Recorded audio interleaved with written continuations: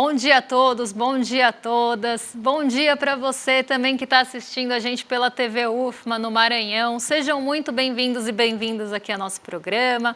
Hoje, quarta-feira, dia de não super quarta, mas de quarta-feira de decisão do Copom, porque a gente vai ter a segunda parte de decisão de política monetária agora aqui no Brasil. Então a gente vai falar aí das expectativas para essa reunião que vai acontecer hoje à noite. Na verdade, ela já está acontecendo, mas ela vai terminar à noite e a gente vai conhecer a decisão de política monetária. A gente vai falar também de outros pontos importantes, vamos falar da cesta básica. Na esteira disso, a gente vai falar do arroz, que medidas podem ser tomadas ou vão ser tomadas aí para tentar segurar o preço do arroz devido aí à tragédia que está acontecendo no Rio Grande do Sul. E vamos trazer aí outros pontos importantes aqui do nosso dia. Mas antes de tudo isso, eu vou dar boas-vindas para o André, que está de volta aqui com a gente no estúdio. André, bom dia, como você está? Bom dia, Débora, bom dia a todos os nossos telespectadores. Bom dia especial a São Luís, no Maranhão, lá e toda a região que está vendo a gente pela TV UFMA. Voltei aí, pelo menos agora presencial, consegui me recuperar aí plenamente. E hoje a gente vai falar aí da não é super quarta, né? É que a gente coloca isso na cabeça, mas da quarta-feira aí de Copom. Um Copom diferente, a gente vai explicar por quê, porque é um Copom que tem incerteza aí no radar, então a gente não sabe muito bem o que pode esperar. Mas também vamos falar da cesta básica, que a gente teve aí alguns resultados, vamos explicar para vocês o que aconteceram.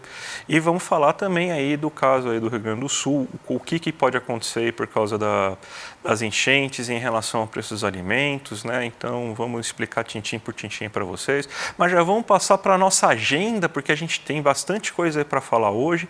E a agenda também está um pouco recheada, né, Débora? Exatamente, hoje a agenda está longa, ela está com muitas páginas aí, vocês vão ver.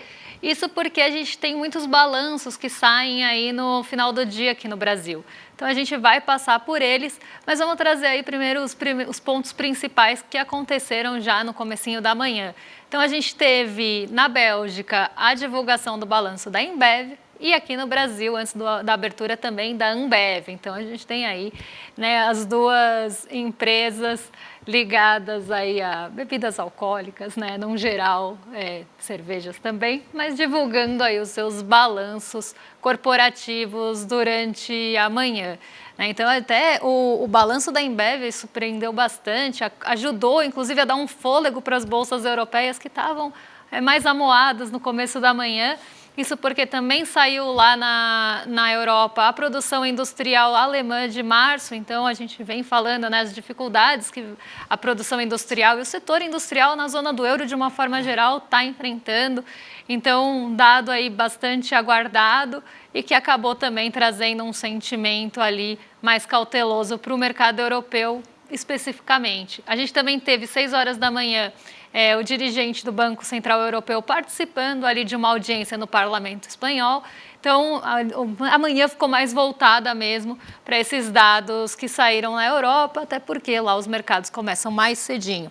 Aqui no Brasil, a gente teve IGPDI de abril e IPCS de maio da primeira quadricemana, até porque a gente não tem muitas semanas em maio. Então, aqui a gente teve as duas divulgações da FGV, ainda cedo, e o IBGE divulgou às 9 horas os dados de varejo restrito e ampliados. Eles aí tiveram um comportamento misto em relação ao que o mercado esperava, mas ficaram na média ali acima do que se esperava. Também saiu às 10 horas da manhã produção e vendas de veículos de abril aqui do Brasil. E nos Estados Unidos, um dado, até porque lá não vai sair muita coisa hoje, né? A gente tem os estoques no atacado saindo e os estoques de petróleo também sendo divulgados agora às 11h30. Depois disso, a gente não tem ali dados mais relevantes, pesados, saindo nos Estados Unidos. Então, para onde vão se voltar as atenções? Né? Vai para justamente dirigentes do Fed, é para lá que vai o foco. Então, ontem a gente teve o pronunciamento do dirigente do Fed de Minneapolis, já vou adiantar para vocês que ele foi bastante rígido, até estavam esperando ali que fosse um pronunciamento um pouco mais maleável, um pouco mais brando, mas ele foi rígido em relação à inflação e ao mercado de trabalho. Isso acabou jogando um pouco de areia no que o mercado estava esperando, que estava começando a ficar otimista em relação aos cortes de juros nos Estados Unidos. O presidente do Fed de Minneapolis ontem acabou com a graça. Então, hoje, o radar vai se voltar aí no final da manhã, né, para os dirigentes do Fed, justamente para buscar sinais outros sinais além do que foram dados ontem, para ver para onde vai a política monetária dos Estados Unidos e ver se eles estão indo ali com os seus discursos e pronunciamentos na mesma direção. Depois a gente tem aí mais uma participação de dirigentes do Banco Central Europeu em eventos e na seguida a gente começa a ter ali, a gente tem ainda fluxo cambial hoje, né, para sair à tarde. Outra dirigente do Fed vai participar aí de um evento, então hoje a agenda dos Estados Unidos basicamente vai olhar para os dirigentes do Fed. Tá? A gente tem as divulgações ali acontecendo, mas os dirigentes do Fed devem ganhar mais peso justamente pelo que eu expliquei. 6h30 a gente tem a decisão do Copom, na verdade após as 6h30, porque isso pode se estender, até tá ali um clima de indefinição em relação ao Copom e a gente vai falar isso. E depois do fechamento a gente começa a ter uma série de balanços aqui no Brasil. Então quem solta balanço hoje? 3R Petróleo, Arezzo, Banco do Brasil, Braskem e tem uma lista extensa, Cogna, Copel, Eletrobras, Energisa, Casas Bahia, Grupo Soma, Lojas Renner. Então a gente vê aí Minerva, MRV, Oi, enfim, uma série não vou ficar falando porque vocês estão vendo, mas tem SLC Agrícola, tem Ultrapar. Então a gente tem ali vários balanços sendo divulgados hoje. Isso pode também mexer ali com a expectativa para esses ativos, né? Na expectativa do resultado deles. E amanhã, dependendo de como a gente vê, né, como é que saírem esses resultados, eles vão afetar a abertura amanhã, porque todos eles aí saem depois do nosso fechamento. Então, a gente tem na esteira, né, o mercado olhando para os resultados corporativos, mas o olhar também está muito voltado aqui no Brasil para a política monetária por conta da indefinição aí da reunião do Copom e o que vai sair de decisão por lá. Vamos agora começar o nosso giro pelo mundo, gente, e vamos colocar a notícia, né? Porque hoje é uma notícia, hoje é um dia aí que, pelo que deu para entender aqui de todos os mercados, é um dia misto, um dia de ajuste, aquele mercado bem preguiçoso, e aqui no Brasil não ia ser diferente, porque está todo mundo bem aflito, vamos dizer assim, sobre o que pode acontecer com o Copom hoje à noite. Hoje é aquele Copom diferente, faz muito tempo que a gente não tem um Copom como esse, né? Que é o Copom que a gente não faz a mínima ideia do que pode sair, né? Mas a gente explica isso um pouco mais depois, mas já explica o que está acontecendo aí no mundo, na Ásia, Débora, por que os mercados estão tão mistos lá, por exemplo? A gente tem os mercados asiáticos, eles subiram ali por alguns dias consecutivos, né? Eu venho trazendo aí, a gente inclusive teve feriados ali no meio do caminho, o mercado japonês ficou fechado em alguns dias, então a gente teve ali os mercados asiáticos subindo, né, ao longo da semana, principalmente depois de sexta-feira. E hoje eles estão sofrendo ajustes. O que é isso? A gente chega em um ponto ali de alta, que o mercado acredita que está na hora de começar a vender seus ativos para realizar ganho. Isso aconteceu hoje na Ásia, então a gente viu esse movimento já desde o comecinho da manhã de ajuste nas posições, então as pessoas começam ali a vender e se posicionar para outros detalhes vindouros aí. Então, o que a gente também tem lá que acabou trazendo esse cenário? Também, não é só aqui no Brasil e nos Estados Unidos que a gente está nesse momento, ou na Europa também, que a gente viu ali que tem balanço saindo, que estão saindo os resultados corporativos. Na Ásia também. E aí tem a expectativa por esses resultados, tem o ajuste de posição em relação ali às expectativas do mercado, se atingiu, por exemplo, uma máxima e está na hora de vender, ou se está ali na hora de ajustar alguma posição cambial. Enfim, a gente tem um momento de ajustes também, porque a gente teve vários dias consecutivos de alta. Então, hoje as bolsas responderam a motivos diferentes. Algumas sofreram ajustes mais fortes, como foi o caso do Nikkei 225, que inclusive ficou fechado aí vários dias por conta de feriados, e do Xangai Composto, como a gente vai ver na abertura. Ele também teve um dia mais negativo por essas questões realmente de ajustes. A gente viu o Xangai Composto subindo vários dias seguidos depois da reunião lá da cúpula do governo chinês. Então, eles estão sofrendo ajustes, mas alguns mercados asiáticos, né? Então, se a gente pega outras bolsas, também reagiram a resultados corporativos e reagiram mais ali a fatores locais. E por isso a gente fala que as bolsas ficaram mistas, porque elas não seguiram ali uma direção única em bloco. Cada uma delas acabou respondendo a um fator específico. No caso do Nikkei 225, a gente tem ali a volta do feriado, a gente tem o balde de água fria jogado ali em relação aos cortes de juros nos Estados Unidos, e a gente também tem ali fatores locais de resultados corporativos impactando o Nikkei.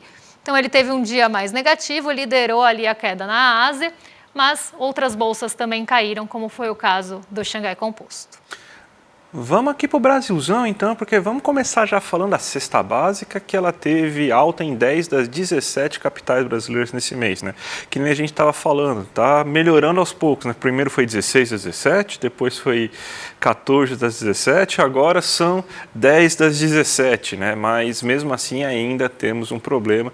E infelizmente essa aí é aquela notícia que a gente vai falar hoje, mas que o prazo de validade dela aí, por tudo que aconteceu no sul do país, ela basicamente é a notícia que saiu, mas a gente não serve para muita coisa, porque agora, a partir de sábado, mudou muita coisa, né? Porque se a gente pega aqui, por exemplo, vamos mostrar aqui o custo da cesta básica em cada uma das capitais aí, para vocês que estão de casa, para saber quanto que está custando a cesta básica na região que vocês moram, né? A de São Paulo subiu 1,18%, está custando R$ 822. Rio de Janeiro teve uma queda, 1,37%, subiu R$ 801. Florianópolis também teve queda, R$ 781, agora 1,22. Porto Alegre, queda, 775, com queda de 0,23. E as capitais do Nordeste foram todas as capitais do Nordeste e do Norte, elas se elevaram. A gente vê Fortaleza com uma elevação muito, muito alta, 7,76%, já está custando R$ 714. Belém aqui, ó, Belém você teve essa alta aí de 2,9%, já custando R$ 681. Vamos pegar Natal 4,44%, custando R$ 632 agora. Então o que está acontecendo? A gente está tendo uma queda de preço de alimentos, uma alta do preço de alimentos, perdão, gente, um pouco mais reduzida, né? Então está crescendo o preço dos alimentos, tá, mas de uma forma um pouco menor, então, e menos alimentos estão tendo preço crescente. A gente viu aí que agora os vilões desse momento é o tomate. Amanhã vou colocar um colar de tomates aí para mostrar a riqueza aí quando entrar no estúdio. Então o tomate está crescendo bastante, a gente tem o leite também crescendo bastante aí no seu preço aí, mas a gente já vê quedas importantes, né? Pelo menos via-se, né? Que, por exemplo, do arroz, do feijão, da batata, a batata subiu muito de preço aí, então a gente vê essas quedas importantes nos preços. Então a gente pode imaginar que pelo menos na inflação de abril, que vai sair essa semana, se eu não me engano sai dia 10, sai sexta-feira, né? O IPCA oficial vai sair na sexta-feira, a gente pode esperar em que a inflação de alimentos ela vai atacar menos do que estava atacando antes. Então aquela previsão que a gente tinha feito, né, que os problemas climáticos iam acontecer até abril e você teria então uma melhora no preço dos alimentos a partir desse momento, estava se confirmando. Só que, como sempre, né, economista nasceu para errar nas suas previsões e infelizmente aconteceu uma catástrofe, né, que lá no Rio Grande do Sul, então a gente vai ter problemas nos preços dos alimentos, além, óbvio, né, que subir o preço do arroz é um negócio muito menor aí do que a gente pode pensar em toda a perda, tragédia humana, social, de casas e tudo mais que a gente teve no Rio Grande do Sul. Mas a gente está aqui também para falar um pouco dos impactos econômicos. A gente sabe aí que essa situação aí que a gente está vendo agora aí, que você tem mais alta no Nordeste, porque o Nordeste ainda teve um calor maior agora no mês de abril do que você teve aí nas capitais do sul e sudeste do país, o que fez com que alimentos in natura ficassem um pouco mais caros e aumentou mais o preço desses bens nessas capitais. Então essa análise toda aí já fica prejudicada e vai para o saco, né? Tanto que a gente tem agora, inclusive na próxima matéria, né, Débora, que o governo estuda importar arroz para você conseguir tentar evitar a inflação de alimentos, né? Exatamente, né? Uma medida aí, né, que pode ser tomada, né, uma alternativa para tentar frear, né, essa alta dos preços dos alimentos que deve vir aí, sim, como consequência. Como a gente falou, uma consequência pequena perto de toda a tragédia, pequena assim, né? Pensando na magnitude da tragédia que a gente está enfrentando lá e tantos problemas ali acontecendo e problemas ali que mexem realmente com vidas, mas a gente tem aí a notícia falando, né, que pode ser uma medida para tentar frear, né, essa inflação de alimentos que pode vir, inclusive, do arroz, que é um bem ali produzido no sul do país, e até na notícia aqui, na matéria embaixo está sendo falado, né, que o Rio Grande do Sul é responsável por 70% da produção nacional de arroz, né? Então, essa medida vem para até tentar evitar que haja uma especulação em relação ao produto, né? Porque aí as pessoas já vão começar a imaginar que vai ter um prejuízo ali em relação à produção de arroz e começa a especular e tentar subir o preço para repassar isso no final para o consumidor. Então, pode ser aí, né, uma medida adotada pelo governo para tentar segurar e frear essa inflação de alimentos. Não, é muito importante, até porque, que nem a gente está falando, não temos mais os estoques reguladores, é um negócio que ia demorar muito para a gente conseguir voltar a formar. A gente formou de milho um pouco, né, e está bem pequeno o nosso estoque regulador de milho, mas o milho não é o grande problema. O grande problema é o arroz, e a gente já estava com problemas ano passado e começo desse ano, a gente já estava com problemas na produção de arroz aí por causa das questões climáticas, né? Vamos lembrar que no sul choveu aí muito, tivemos enchentes e tragédias também. Desde o ano passado, já teve de novembro do ano passado, por exemplo, só para a gente relembrar um caso. Então, você tem então que a quantidade de oferta de arroz que a gente está tendo internamente na economia brasileira está baixa. E a gente não tem mais o estoque do governo para repor isso. Acabou, né?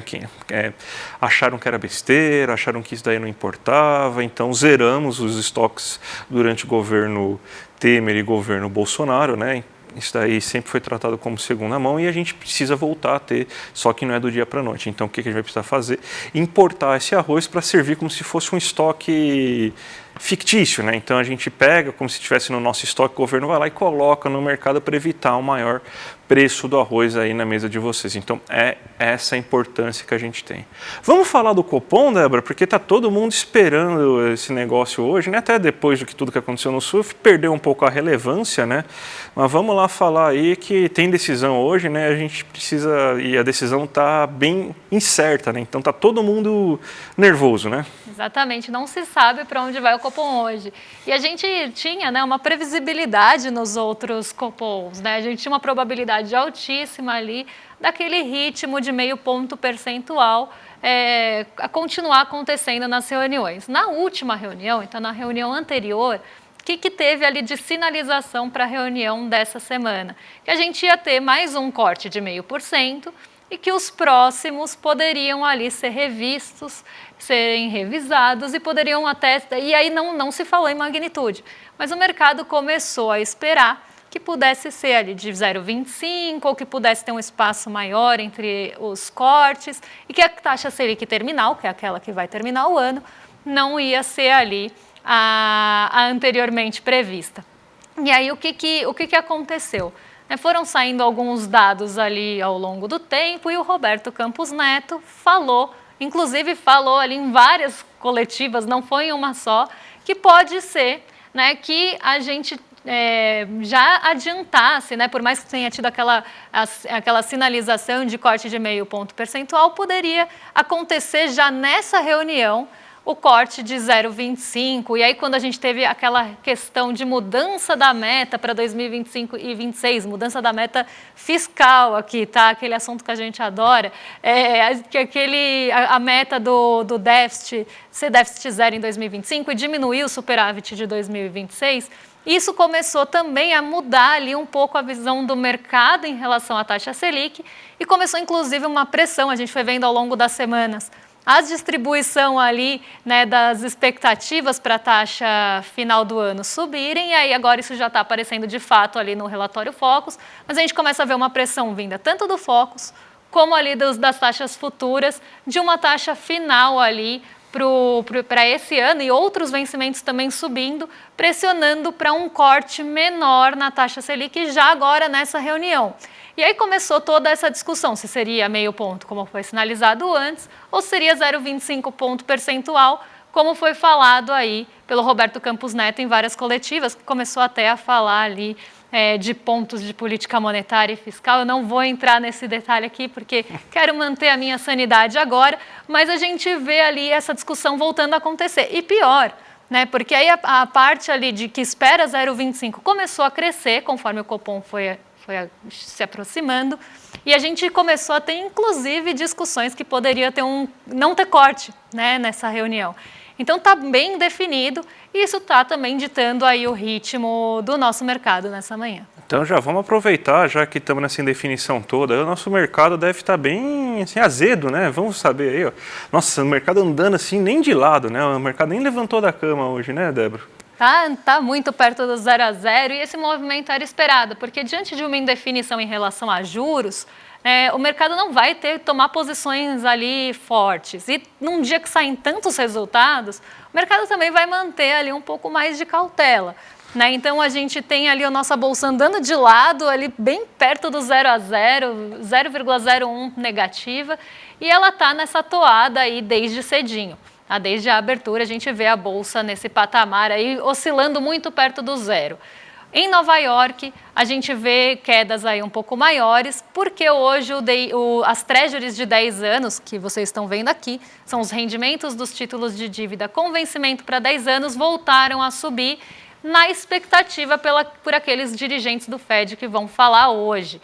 Então, a gente tem ali essa expectativa, pela fala dos dirigentes do Fed, uma vez que ontem a gente já teve um balde de água fria. Então, o que o mercado está pensando? Será que hoje vão jogar areia de novo ali nas nossas expectativas e vão falar que tem que tomar mais cuidado, que talvez não tenha corte? O que será que vai ser falado? E isso acaba afetando as expectativas para os rendimentos de 10 anos que sobem. E o nosso DI futuro aqui, 2032, a gente vê ali uma alta de 0,79 também, inclusive maior do que as expectativas dos juros dos Estados Unidos. Por quê? Porque a gente tem a pressão vinda de fora, então a gente vê a pressão vinda dos Estados Unidos ali para pressionar os nossos juros para cima. Então, o nosso DI já está subindo por esse motivo, porque acaba respondendo ali. E a gente ainda tem a indefinição do Copom. Então, se acontecer realmente isso que foi ventilado, de não ter corte, a taxa Selic terminal desse ano vai ser menor e o mercado começa a esperar que nos próximos vencimentos também seja ali uma taxa maior. Desculpa, acho que eu falei menor, mas é maior, tá? Então, o corte vai ser menor e a taxa vai ser maior. E aí, a gente tem dois fatores pressionando os nossos juros, nossas expectativas por juros, a vinda do exterior e a vinda de dentro mesmo pela reunião do Copom. E mesmo o corte de 0,25 poderia ali ter uma mudança, ter uma mudança nessas expectativas de Selic de fim de ano, até porque se esperava só isso para a próxima reunião. Então, o DI futuro, ele está em alta também. O dólar sobe porque a nossa bolsa está muito instável hoje, está andando muito de lado, e a gente tem, adicionalmente, as treasuries dos Estados Unidos, então os rendimentos dos títulos de dívida lá subindo, isso faz com que o recurso saia do mercado emergente e vá buscar ganho lá fora.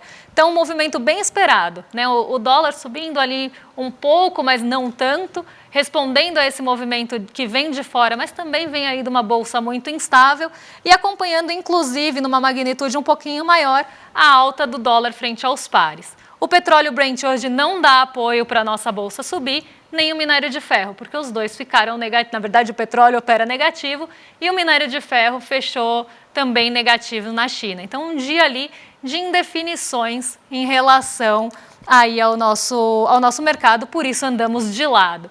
Bolsas estadunidenses, aí, nova-iorquinas, também operam em queda, justamente esperando esses dirigentes do Fed falarem e também respondendo à alta dos juros das treasuries aí, de 10 anos que operam positivas hoje. Então, a gente vê um cenário aqui bem cauteloso, e um cenário que a gente está acompanhando desde manhãzinha, que as bolsas lá em Nova York, elas estavam bem definidas, elas estavam ali operando já no pré-mercado, nos futuros de Nova York, já operando ali muito perto do 0 a 0, como vocês estão vendo aí na tela de vocês. E a gente tem o petróleo Brent caindo, que também não ajuda o S&P 500, que tem um peso grande de energia, tem um peso grande ali de petróleo. Então, um dia de bastante indefinição, o mercado está morno, está andando bem aí de lado, E a gente tem aí eu até peço desculpa aí para vocês, porque o Nikkei 225 está zerado justamente por conta da volta do feriado,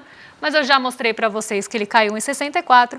E o Xangai Compostos, eu não lembro se eu tinha falado que ele tinha caído junto com o Nikkei, mas aqui ele está positivo, tá? Então, esse é o cenário, tá, da nossa bolsa. Importante também ver que a nossa bolsa em dólar cai mais do que a bolsa aqui dentro, né? Então, enquanto a nossa bolsa aqui está operando bem perto do zero, a nossa bolsa negociada lá em Nova York está caindo mais, justamente aí acompanhando movimentos de Nova York. Hoje a gente está acompanhando o movimento de Nova York, né? Não era isso que o mercado queria, a gente acompanhasse o movimento de Nova York, olha aí ele acontecendo, mas numa magnitude muito menor. Ontem a gente subiu mais que Nova York, porque até eu estava falando aqui, o mercado jogou tanto peso para uma coisa que hoje ela já tá esvaindo ali, e hoje nossa bolsa está subindo, e isso ontem, e subiu inclusive mais que Nova York. Então a preocupação do mercado às vezes é tão mesquinha, né, com um dia que a gente descolou de Nova York por um motivo trágico, aí a gente vê, né, agora a gente está acompanhando aí no território negativo, mas estamos acompanhando Nova York.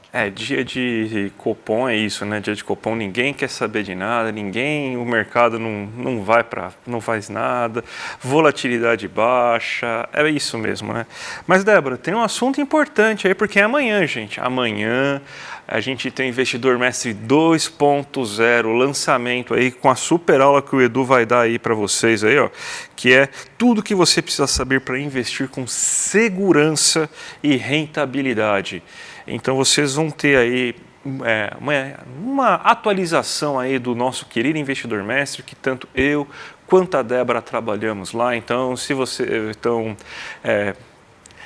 perdão, gente. Então, a gente já está bem familiarizado, a gente trabalha bastante, a gente sabe da grande qualidade que tem o Investidor Mestre. Se você quer, por exemplo, construir um portfólio seguro e rentável, saber quais são as melhores estratégias, as maiores armadilhas dos investimentos, as estratégias comprovadas para diversos mercados, você tem insights sobre economia global e seu impacto nos investimentos e técnicas para gerir risco e melhores rendimentos, esse é o local para você. Então, gente, vamos lá que amanhã o Edu vai fazer uma super aula aí para mostrar para vocês aí todo o conhecimento dele. A gente sabe que vale muito a pena, essa aula tá fantástica e a gente sabe como que o Edu trabalha bastante e como que o Edu opera bastante nisso aí. Então vale bem a pena. E a gente tem claro um vídeo aí com uma mensagem do Edu para vocês.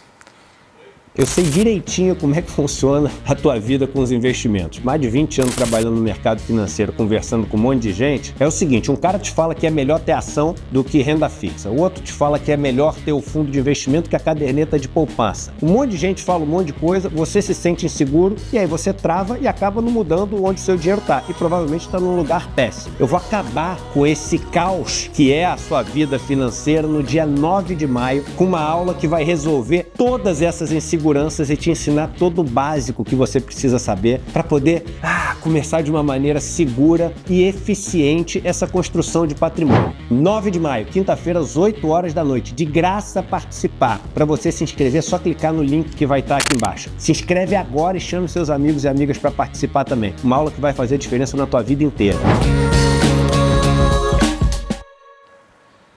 Então, gente, já se inscreve aqui no link aqui embaixo, não perca essa super aula, vai ser só amanhã, gente, lembrando, só amanhã é imperdível, né, Débora? Exatamente, não dá para esquecer, então já assinem aí o sininho, né, ativem o sininho para não deixarem de serem lembrados aí dessa aula que vai ser incrível aí do nosso Investidor Mestre, que vem repaginado, então vem novidade por aí. Agora vocês ficam rolezeiros e rolezeiras com o Rolê ICL, com William De Luca e Guga Noblar. A gente volta amanhã, e lembrando que amanhã é quinta-feira, e teremos entrevista. Então, a gente volta amanhã na quinta, né, com um entrevistado muito especial aí para conversar com vocês. E a gente também vai passar pelos principais assuntos do dia. Um beijão e até lá. Até mais, gente. Tchau, tchau. É amanhã, turma, a nossa aula, tudo o que você precisa saber para investir com segurança e rentabilidade. Uma aula onde até quem não sabe nada de finanças, que morre de medo dessa história, vai poder aprender como lidar melhor com o dinheiro, lidar melhor com uma poupança, que não quer dizer caderneta de poupança. Eu te ensino isso na aula também. Pode te ajudar a construir patrimônio ao longo da vida. Se não está inscrito ou inscrita, se inscreve agora, é de graça participar. Amanhã, 8 horas da noite no horário de Brasília.